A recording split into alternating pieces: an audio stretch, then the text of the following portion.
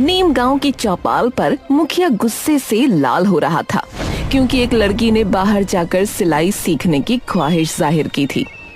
दूर मन्नू और उसकी बहन रीना अपनी झोपड़ी की खिड़की से इस नजारे को देख रहे थे। अरे अरे तेरी बेटी की हिम्मत तो देखो, हैं? शहर जाएगी है, कोर्स करेगी। अरे ये बगावत की आग कहाँ से भरी इसकी नसों में? हाँ, बिल्कुल सही, बिल्कुल सही। लड़कियां घर की दहलीज लागेंगी तो हमारी इज्जत का क्या होगा भैया? सोचो भैया रामू, गजोधर, सोचो। तू अब सजा सुन। मैं तुझे काम से निकाल रहा हूँ। अब बता कैसे चुकाएगा अपना कर्जा, बता। लड़की का पिता बेबसी से सर झुकाए रोने लगा। पूरी भीड़ डर के मारे सांस भी नहीं ले रही थी। दूर खिड़की पर मन्नू का गुस्सा उबल रहा था। देखा भैया, एक छोटे से सपने की यहाँ कितनी बड़ी कीमत चुकाई जाती है। हाँ, लेकिन मुखिया मैरिज हॉल भी तो चलाता है ना, जहाँ वो लड़कियों की शादी मुफ्त में भी कराता है। यहाँ तक कि लड़के भी खुद ढूंढता है उनके लिए। तो भले ही मुखिया पुरानी सोच वाला होगा, पर लड़कियों का भला ही सोचता है वो तो। ये भलाई नहीं है, सिर्फ ससुराल ही लड़की की मंजिल नहीं होती भैया। तभी दूर से एक तेज आवाज आई। सबकी नजरें सड़क पर गईं। एक चटकीले रंगों वाला पुराना फूड ट्रक धूल का बादल उड़ाता हुआ चौपाल के सामने जा ठहरा और अंदर से एक सरदार जी उतरे। आओ जी, सत श्री अकाल भाइयों। आओ जी, इस बेजुबान ट्रक को जो है थोड़ी देर के लिए यहाँ आसरा मिल जाएगा क्या? आसरा इस आवारा राक्षस को हमारी पावन धरती पर कभी नहीं। यहाँ बाहरी लोगों को नहीं आने देंगे। ले जाओ इसे। आओ मुखिया जी, और मैं हरप्रीत सिंह। आओ जी, बस कुछ ही दिन के लिए आप लोगों को अपने चलते फिरते ढाबे का स्वाद चखाने आया हूँ जी। अरे रहने दीजिए ना मुखिया जी, वैसे भी यहाँ कोई ढाबा नहीं है। 2-4 दिन ये रह लेगा तो बढ़िया ही हो जाएगा। हाँ मुखिया जी, मेरा भी मानना है कि थोड़े दिन रहने देना चाहिए। हाँ, रहने देना चाहिए। हाँ, रहने दो। सरदार जी की आवाज में एक जादू था जिसने भीड़ को मंत्र मुग्ध कर दिया था। मुखिया मना करना चाहता था, लेकिन कोई वजह न ढूंढ सका तो चुप रह गया। आओ जी, तो फिर ठीक है। ओ जी, आओ जी, आओ। और सब लोग एक बार यहाँ का खाना खाकर बताओ। सरदार जी के ट्रक से उठती मसालों और ताजी रोटियों की खुशबू ने पूरे गांव का दिल जीत लिया। मगर मन्नू की नजर सरदार जी के हाथ में चमकते उस फोन पर अटकी रही, जो एक आम ट्रक वाले की पहुंच से बहुत दूर होना चाहिए था। अरे ये क्या?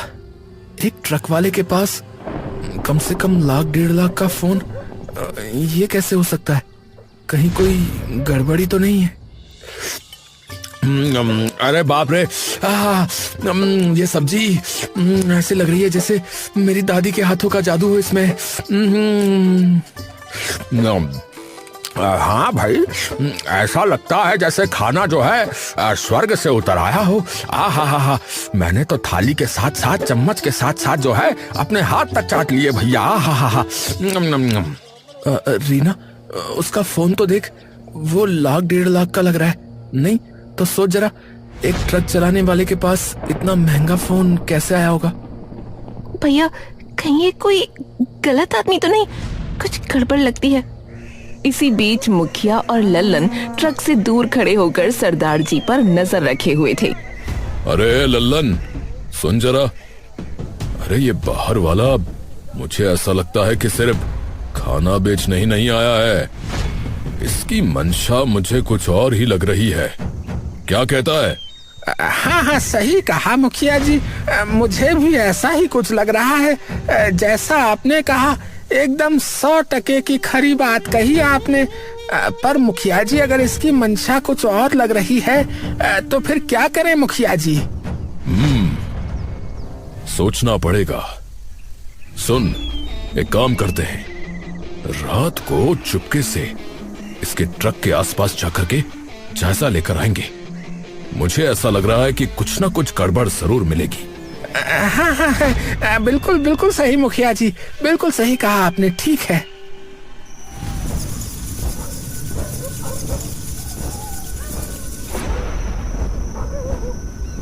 रात का अंधेरा गहरा हुआ, पूरा गांव सो चुका था। मुखिया और लल्लन ट्रक की ओर सरकते चले आ रहे थे। मुखिया जी पकड़े गए तो? अबे चुप, डरपोक कहीं के। पकड़े गए क्या होता है रे? चोरी करने थोड़ी आए हैं। वो ट्रक के पास दबे पांव पहुंचे। अंदर झांका तो उनकी सांसें अटक गईं।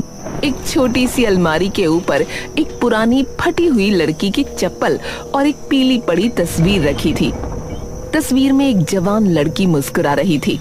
अरे ये क्या? अरे किसी लड़की का सामान। हाँ? ए लल्लन, मैंने कहा था ना, मुझे इसकी मंशा कुछ ठीक नहीं लग रही है। ये तो लड़कियों का सामान चुराता है लग रहा है, या फिर कहीं उन्हें ही ना ले जाता हो ना हो यही इसका असली धंधा है। हाँ हे भगवान, इस पर तो फिर नजर रखनी पड़ेगी मुखिया जी, और कुछ ठोस बात पता चलते ही इसे फिर यहाँ से भगाना होगा। हाँ।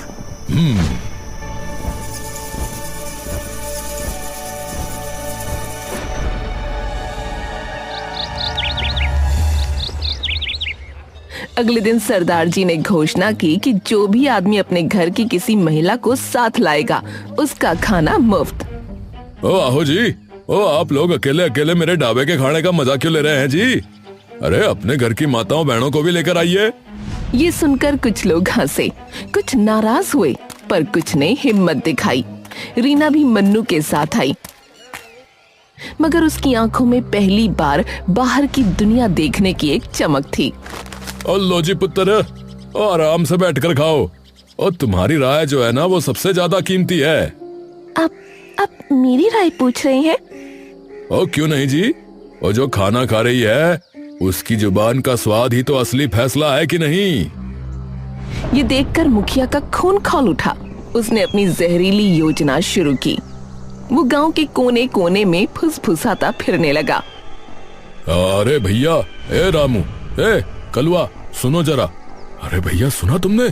अरे कल बगल के गांव से एक लड़की गायब हो गई भैया। बिल्कुल ऐसे ही एक रंग बिरंगे ट्रक के बारे में पूछताछ हो रही है भैया। कहीं ये वही तो नहीं है? अरे नहीं, पता नहीं। सच कह रहे हैं मुखिया जी आप?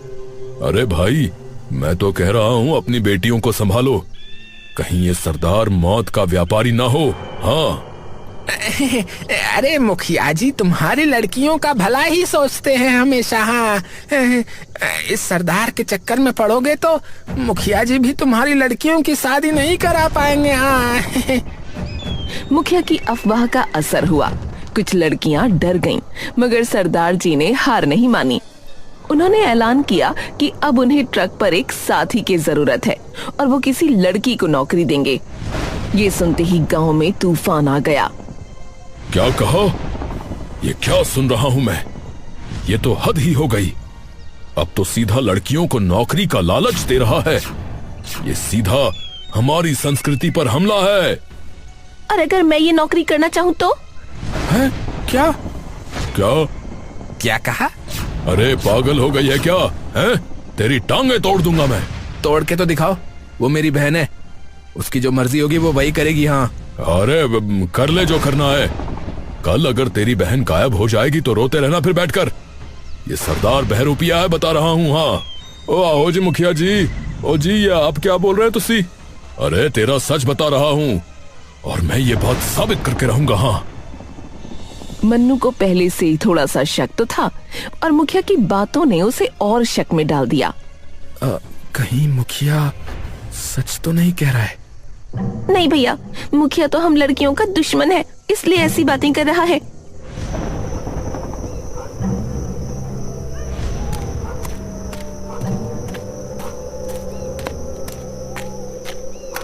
पर उस रात मन्नू चुपके से ट्रक के पास गया।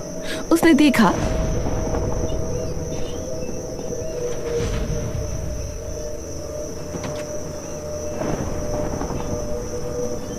मन्नू हैरान रह गया। अरे ये आदमी कौन है और किसके लिए रो रहा है? और ये चप्पल और तस्वीर किसकी है?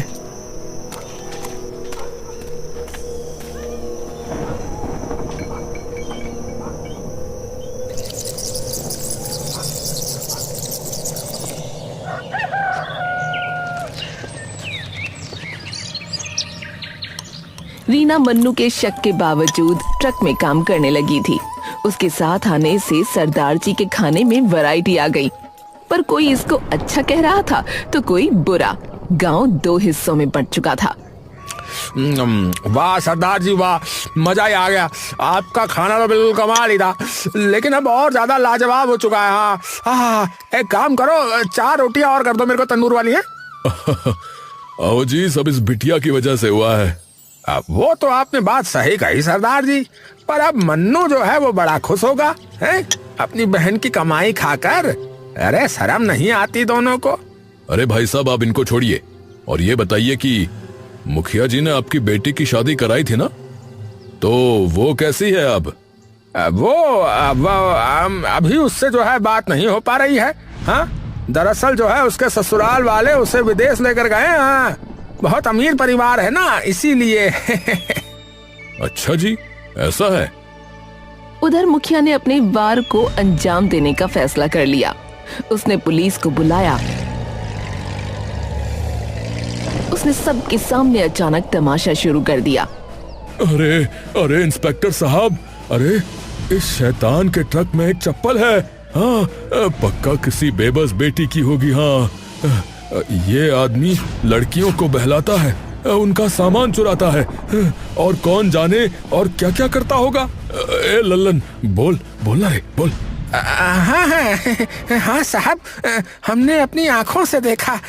रात को इसके ट्रक में यही चीज रखी थी। हाँ, इसका उद्देश्य हमारी बच्चियां हैं, तभी उनको काम देने के बहाने बहला रहा है ये। हाँ सरदार जी, कुछ बोलना चाहोगे? सरदार जी शांत खड़े रहे।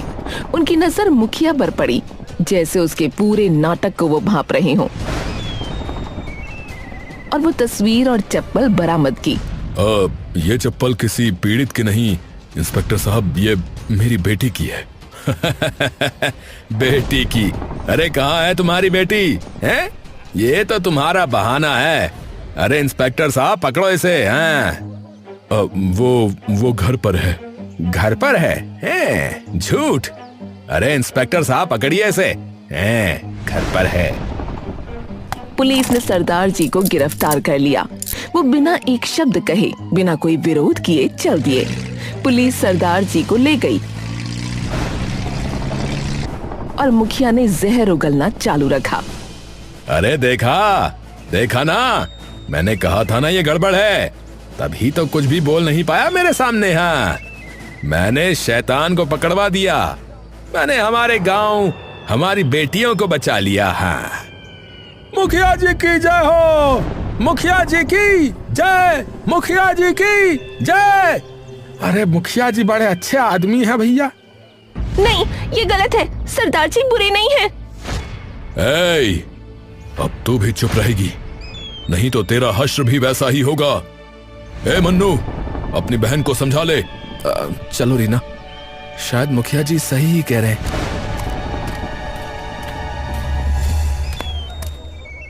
मुखिया जी, मुझे कुछ कहना था। बात दरअसल ये है कि जो है हमारी बेटी से बात नहीं हो पा रही है। जो है अगर आपके पास कोई नंबर हो तो हमें दे दीजिए, उसके ससुराल में बात करनी थी। अब अरे वो लोग बाहर गए हैं कहीं, आएंगे तो खुद करेंगे। आदमी कुछ न बोल सका। उधर रीना ने फैसला किया कि वो थाने जाकर सच्चाई जानेगी। उसने सरदार जी से बात करने का सोचा।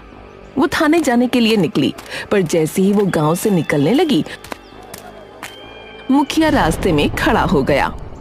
अरे कहाँ जा रही है बेअदब लड़की? थाने? सरदार की जासूसी करने? मुझे सच जानना है। सुन ले, अगर तूने एक कदम भी आगे बढ़ाया तो तेरे भाई मन्नू की छोटी सी दुकान इस हफ्ते में इतनी बदनाम हो जाएगी कि कोई उसका मुंह नहीं देखेगा। उसे गांव से भागना पड़ेगा, समझी? रीना भौचक्की रह गई। उसकी हिम्मत टूटती दिखी। मुखिया घूम कर चला गया, पर रीना ने हिम्मत नहीं हारी।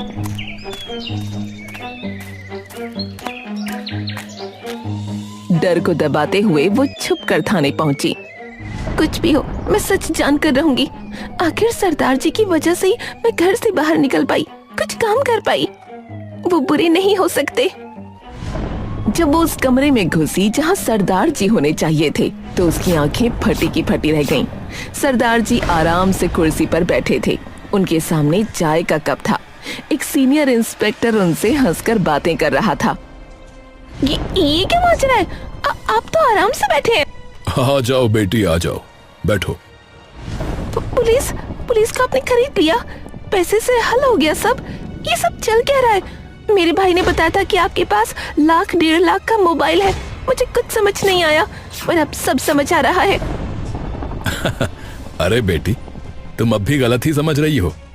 ये हरप्रीत सिंह साहब हैं, पुलिस के पूर्व डीएसपी हैं ये। रीना का सर चकराने लगा। सरदार जी ने वो पुरानी तस्वीर उठाई। ये मेरी बेटी प्रीत है। 5 साल पहले मैं उसे पढ़ाई के लिए शहर भेजना चाहता था। मेरे ही परिवार वालों ने रोक दिया। कहा लड़कियां इतना पढ़ लिख कर क्या करेंगी, और जाने क्या सोचकर मैं भी उनकी बातों में आ गया। पिताजी, कम से कम आप तो मेरी बात समझिए। अरे समझ चुका, इससे ज्यादा नहीं समझ सकता। क्या आप मेरे लिए लड़ नहीं सकते? लड़ने की कोई वजह भी तो होनी चाहिए बेटा। क्या मेरी आजादी बड़ी वजह नहीं है? अरे तू तो ऐसे बात कर रही है जैसे मैंने तुझे बांध कर रखा है यहाँ। बकवास मत कर, चल सो जा। और उसी रात वो घर से भाग गई। छूट गई तो उसकी बस ये एक चप्पल। प्रीत और उसकी दूसरी चप्पल दोनों आज तक नहीं मिले। क्या? काश मैंने अपनी बेटी को समझा होता, उसकी आजादी के सपने को समझा होता।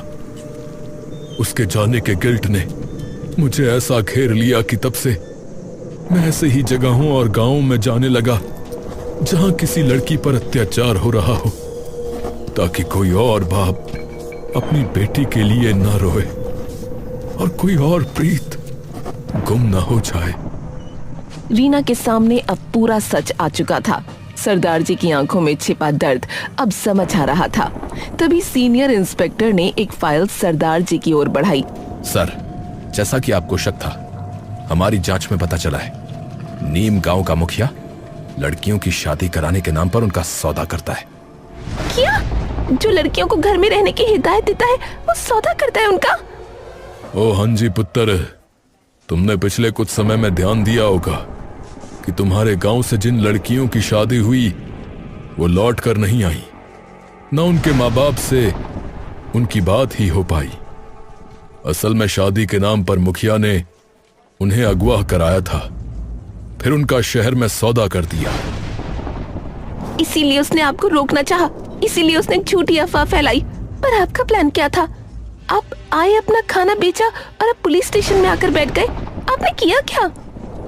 मैंने तुम्हें और तुम्हारे जैसी और लड़कियों को आजाद किया, और जो सबूत मुझे मुखिया के खिलाफ चाहिए थे वो मुझे मिल चुके हैं। दिन में खाना बेचा और रात में मुखिया की तहकीकात करी।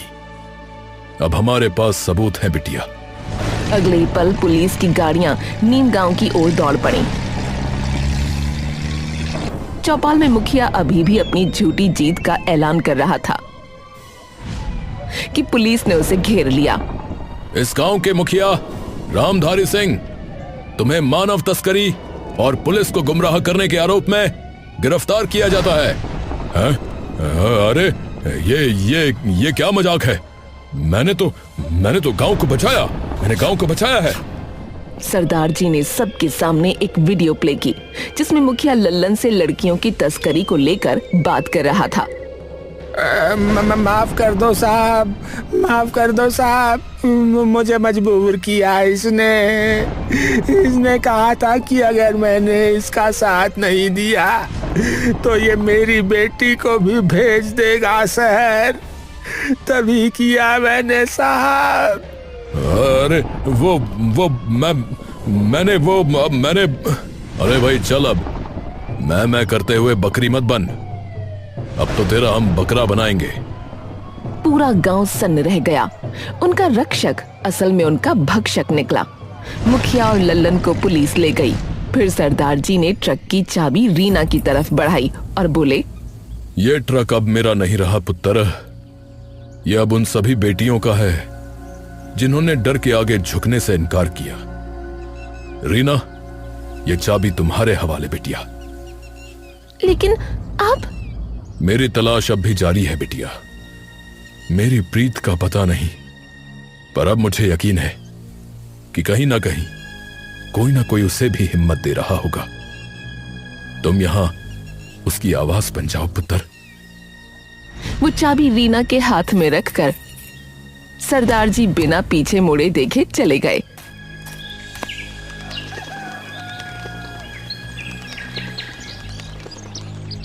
कुछ हफ्ते बाद उस ट्रक पर चमकता हुआ नया बोर्ड लगा था, नीम गांव की बेटियों का ढाबा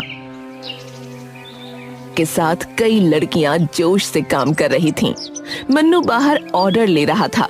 गांव के लोग गर्व से कतार में खड़े थे। अरे वाह बेटी, ये तो सरदार जी के स्वाद से भी ज्यादा बढ़कर है। क्योंकि अब इसमें हमारी आजादी का मसाला भी मिला है दादा। 1 महीने बाद की बात है।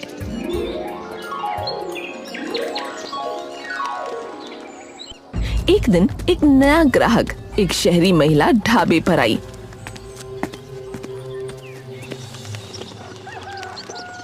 उसने रीना को एक लिफाफा दिया।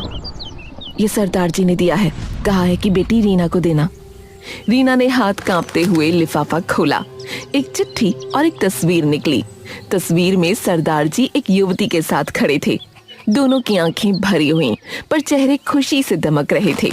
रीना ने चिट्ठी पढ़ी। मेरी प्यारी रीना, तुम्हारे ढाबे की खबर अखबार में छपी। वो अखबार मेरी बिछड़ी हुई प्रीत तक भी पहुंच गया। उसने हिम्मत करके मुझे फोन किया।